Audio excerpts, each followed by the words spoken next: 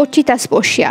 একসময় অনেকটা একচেটিয়ায় নাটকে কাজ করা এই অভিনেত্রী এখন কাজ করছেন না বললেই চলে। তার অভিনয় শেষ কবে কোন নাটক প্রচার হয়েছে সেটা খুঁজে বের করা বেশ কঠিন। তবে এবারের ঈদে বিশেষ একটি নাটকে হাজির হয়েছেন এই গ্ল্যামারাস অভিনেত্রী। নাটকটির নাম নূর। এতে তার বিপরীত চরিত্রে আছেন এ সময়ের ব্যস্ত অভিনেতা মুশফিকার ফারহান।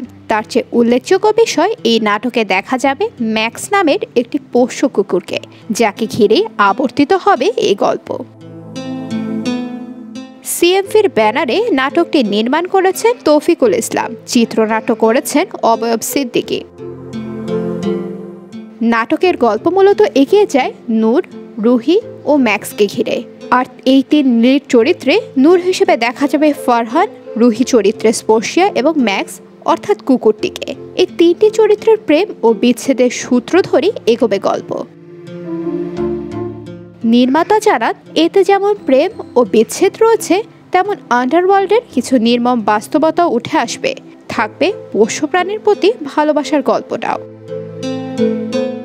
প্রযোজক এসকে শাহেদ আলী পাপ্পু জানান, সিএমভির ঈদ আয়োজনের অন্যতম বিশেষ নাটক হিসেবে থাকছে নূর, যা ঈদে উন্মুক্ত করা হয়েছে প্রতিষ্ঠানটির ইউটিউব চ্যানেলে।